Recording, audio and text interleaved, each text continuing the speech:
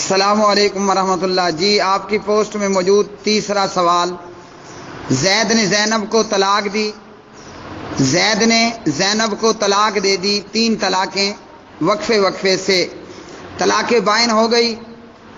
زینب نے 3 حیض عدت گزاری اور آگے اس نے بکر سے شادی کر لی۔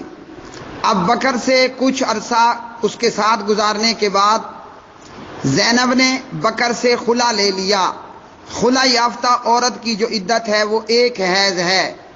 تو جی ہاں، خلا لینے کے بعد جب وہ اپنی 1 حیض عدت گزار لے گی، یاد رکھیے کہ اگر عورت حاملہ ہے تو اس کی عدت وضع حمل ہے، سورہ طلاق پارہ نمبر 29۔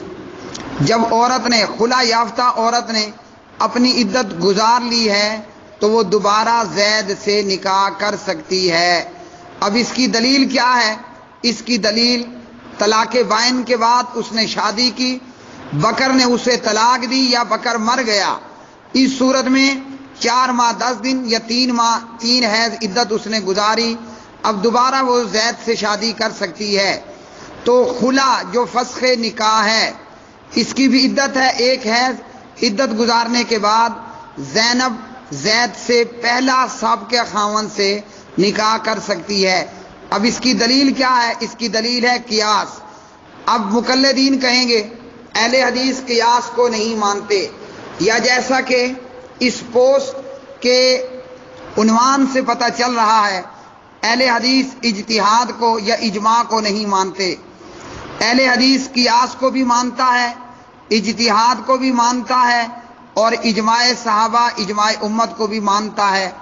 دلیل پڑھنے والا فقہ الحدیث عمران ایوب لاہوری صاحب حافظہ اللہ نے جو لکھی اس کو شروع میں پڑھ لے۔